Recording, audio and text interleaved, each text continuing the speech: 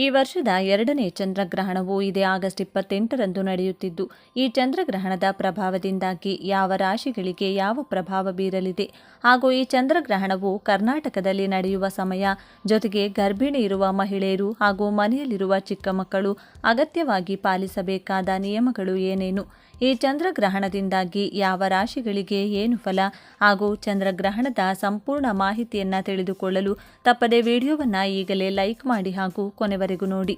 August 28ರಂದು ಬಾಹ್ಯಾಕಾಶದಲ್ಲಿ ಒಂದು ಪ್ರಮುಖ ಖಗೋಳ ಘಟನೆ ಸಂಭವಿಸುತ್ತಿದೆ. ಅದೇ ವರ್ಷದ ಕೊನೆಯ ಚಂದ್ರಗ್ರಹಣ.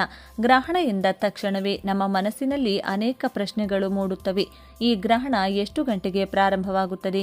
ಭಾರತದಲ್ಲಿ ಇದು ಕಾಣಿಸುತ್ತದೆಯೇ ಅಥವಾ ಇಲ್ಲವೇ?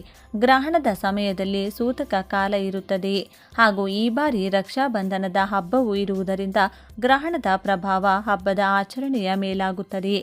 ಈ ಎಲ್ಲ ಪ್ರಶ್ನೆಗಳಿಗೆ ಸರಳ ಹಾಗೂ ಖಚಿತವಾದ ಉತ್ತರವನ್ನು ಈ ವಿಡಿಯೋದಲ್ಲಿ ತಿಳಿದುಕೊಳ್ಳೋಣ. ವಿಡಿಯೋವನ್ನು ಎಲ್ಲೂ ಕೂಡ ಸ್ಕಿಪ್ ಮಾಡದೆ ಕೊನೆವರೆಗೂ ನೋಡಿ.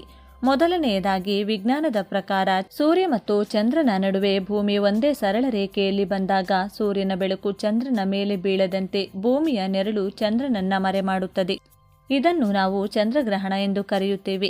ಆಗಸ್ಟ್ 28ರಂದು ನಡೆಯಲಿರುವ ಈ ಗ್ರಹಣವು ಪೂರ್ಣ ಚಂದ್ರಗ್ರಹಣವಲ್ಲ, ಬದಲಿಗೆ ಇದೊಂದು ಭಾಗಶಃ ಅಂದರೆ ಪಾಕ್ಷಿಕ ಚಂದ್ರಗ್ರಹಣ ಆಗಿದೆ. ಖಗೋಳ ವಿಜ್ಞಾನಿಗಳ ಪ್ರಕಾರ ಈ ಗ್ರಹಣದ ಸಮಯದಲ್ಲಿ ಚಂದ್ರನ 93ರಿಂದ 96ರಷ್ಟು ಭಾಗ ಭೂಮಿಯ ಕಪ್ಪು ನೆರಳಿನೊಳಗೆ ಪ್ರವೇಶಿಸುತ್ತದೆ. ಹೀಗಾಗಿ ಚಂದ್ರ ಸಂಪೂರ್ಣವಾಗಿ ಕತ್ತಲಾಗದಿದ್ದರೂ ಕೆಂಪು ಅಥವಾ ತಾಮ್ರದ ಬಣ್ಣದಲ್ಲಿ ರಕ್ತಚಂದ್ರ ಅಥವಾ ಬ್ಲಡ್ ಮೂನ್ ಮಾದರಿಯಲ್ಲಿ ಅತ್ಯಂತ ಸುಂದರವಾಗಿ ಕಂಗೊಳಿಸಲಿದೆ. ಈ ಗ್ರಹಣದ ಒಟ್ಟು ಅವಧಿ ಸುಮಾರು 5 ಗಂಟೆ 38 ನಿಮಿಷಗಳು.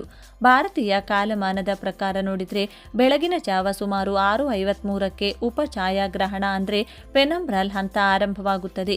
ಬಳಿಕ ಬೆಳಗ್ಗೆ 8:03ರ ಸುಮಾರಿಗೆ ಮುಖ್ಯವಾದ ಪಾಕ್ಷಿಕ ಗ್ರಹಣ ಪ್ರಾರಂಭವಾಗಿ ಬೆಳಗ್ಗೆ 9:42ರ ವೇಳೆಗೆ ಗ್ರಹಣವು ತನ್ನ ಗರಿಷ್ಠ ಹಂತವನ್ನು ತಲುಪುತ್ತದೆ.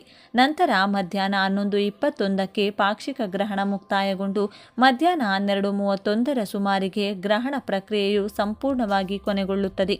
ಈಗ ಎಲ್ಲರ ಮನಸ್ಸಿನಲ್ಲಿರುವ ಅತಿ ದೊಡ್ಡ ಪ್ರಶ್ನೆ ಎಂದರೆ, ಈ ಗ್ರಹಣ ಭಾರತದಲ್ಲಿ ಗೋಚರಿಸುತ್ತದೆಯೇ? ಇದಕ್ಕೆ ಉತ್ತರ ಇಲ್ಲ. ಭಾರತದಲ್ಲಿ ಈ ಚಂದ್ರಗ್ರಹಣ ಕಾಣಿಸುವುದಿಲ್ಲ.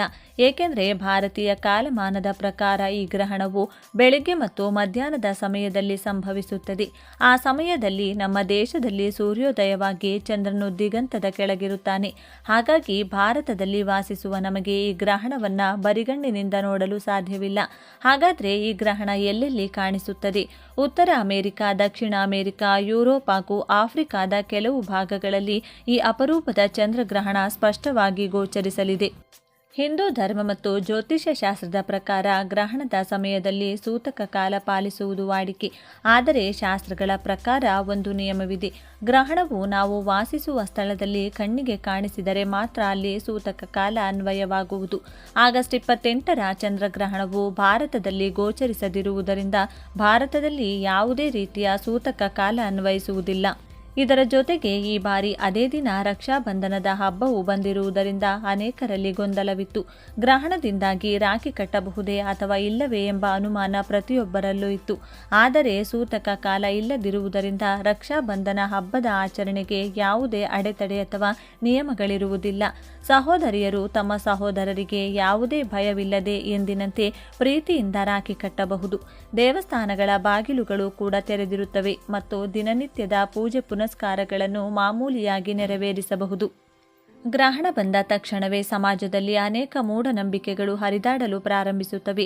ವಿಜ್ಞಾನ ಮತ್ತು ಧರ್ಮ ಈ ಬಗ್ಗೆ ಏನು ಹೇಳುತ್ತದೆ? ಆಹಾರ ಸೇವನೆ. ಗ್ರಹಣದ ಸಮಯದಲ್ಲಿ ಆಹಾರ ವಿಷವಾಗುತ್ತದೆ ಎಂಬ ನಂಬಿಕೆ ಕೆಲವರಲ್ಲಿದೆ. ಆದರೆ ಇದಕ್ಕೆ ಯಾವುದೇ ವೈಜ್ಞಾನಿಕ ಆಧಾರವಿಲ್ಲ. ಭಾರತದಲ್ಲಿ ಗ್ರಹಣ ಕಾಣಿಸದಿರುವುದರಿಂದ ಆಹಾರ ಸೇವನೆ ಅಥವಾ ಅಡುಗೆ ಮಾಡುವ ವಿಷಯದಲ್ಲಿ ಯಾವುದೇ ಭಯಪಡುವ ಅಗತ್ಯವಿಲ್ಲ. ಗರ್ಭಿಣಿಯರ ಕಾಳಜಿ. ಗರ್ಭಿಣಿಯರು ಮನೆಯಿಂದ ಹೊರಗೆ ಬರಬಾರದು, ಚಾಕು ಅಥವಾ ಕತ್ತರಿ ಬಳಸಬಾರದು ಎಂದು ಹೇಳಲಾಗುತ್ತದೆ. ಇದು ಕೇವಲ ಸಾಂಪ್ರದಾಯಿಕ ನಂಬಿಕೆಯಷ್ಟೇ. ಗ್ರಹಣದಿಂದ ಯಾವುದೇ ಹಾನಿಕಾರಕ ಕಿರಣಗಳು ಬರುವುದಿಲ್ಲ. ಆದರೂ ನಂಬಿಕೆ ಇರುವವರು ಸಾಮಾನ್ಯ ಜಾಗ್ರತೆ ವಹಿಸಬಹುದು. ಕಣ್ಣಿನ ಸುರಕ್ಷತೆ. ಸೂರ್ಯಗ್ರಹಣವನ್ನು ಬರಿಗಣ್ಣಿನಿಂದ ನೋಡಬಾರದು ನಿಜ, ಆದರೆ ಚಂದ್ರಗ್ರಹಣವನ್ನು ಬರಿಗಣ್ಣಿನಿಂದ ನೋಡಲು ಯಾವುದೇ ಅಭ್ಯಂತರವಿಲ್ಲ. ಇದರಿಂದ ಕಣ್ಣಿಗೆ ಯಾವುದೇ ತೊಂದರೆಯಾಗುವುದಿಲ್ಲ. ಧ್ಯಾನ ಮತ್ತು ಪೂಜೆ. ಗ್ರಹಣದ ಸಮಯವನ್ನು ಆಧ್ಯಾತ್ಮಿಕ ಚಿಂತನೆ, ಧ್ಯಾನ ಮತ್ತು ಶಿವಪೂಜೆ ಅಥವಾ ಮಂತ್ರ ಜಪ ಮಾಡಲು ಅತ್ಯಂತ ಶ್ರೇಷ್ಠ ಸಮಯ ಎಂದು ಪರಿಗಣಿಸಲಾಗುತ್ತದೆ. ಒಟ್ಟಾರೆಯಾಗಿ ಹೇಳೋದಾದರೆ ಆಗಸ್ಟ್ 28ರ ಚಂದ್ರಗ್ರಹಣವು ಖಗೋಳಾಸಕ್ತರಿಗೆ ಒಂದು ಅದ್ಭುತವಾದ ದೃಶ್ಯ ವೈಭವವಾಗಿದೆ. ಭಾರತದಲ್ಲಿದ್ದರೂ ಸಹ ನಾವು ಇಂಟರ್ನೆಟ್ ಹಾಗೂ ಲೈವ್ ಸ್ಟ್ರೀಮಿಂಗ್ ಮೂಲಕ ಈ ಸುಂದರ ಗ್ರಹಣವನ್ನು ವೀಕ್ಷಿಸಬಹುದು. ಭಾರತದಲ್ಲಿ ಗ್ರಹಣ ಕಾಣಿಸದಿರುವುದರಿಂದ ನಿಮ್ಮ ಹಬ್ಬದ ಆಚರಣೆ ಹಾಗೂ ದಿನನಿತ್ಯದ ಕೆಲಸ ಕಾರ್ಯಗಳನ್ನು ನಿಶ್ಚಿಂತೆಯಿಂದ ಮುಂದುವರಿಸಬಹುದು. ಈ ಮಾಹಿತಿ ನಿಮಗೂ ಮತ್ತು ನಿಮ್ಮ ಕುಟುಂಬದವರಿಗೂ ಉಪಯುಕ್ತ ಅನಿಸಿದರೆ ಈ ವಿಡಿಯೋವನ್ನು ತಕ್ಷಣವೇ ಲೈಕ್ ಮಾಡಿ ಮತ್ತು ನಿಮ್ಮ ಸ್ನೇಹಿತರೊಂದಿಗೆ ಶೇರ್ ಮಾಡಿ. ಗ್ರಹಣ ಮತ್ತು ರಕ್ಷಾಬಂಧನದ ಬಗ್ಗೆ ನಿಮಗಿರುವ ಅಭಿಪ್ರಾಯಗಳನ್ನು ಕಮೆಂಟ್ ಮಾಡಿ ತಿಳಿಸಿ. ಇದೇ ರೀತಿಯ ಆಸಕ್ತಿಕರ ಮತ್ತು ಉಪಯುಕ್ತ ಮಾಹಿತಿಗಳಿಗಾಗಿ ನಮ್ಮ ಚಾನೆಲ್ಗೆ ಸಬ್ಸ್ಕ್ರೈಬ್ ಆಗೋದನ್ನ ಮರಿಬೇಡಿ. ಮತ್ತೊಮ್ಮೆ ಸಿಗೋಣ ಮುಂದಿನ ವಿಡಿಯೋದಲ್ಲಿ. ಧನ್ಯವಾದಗಳು.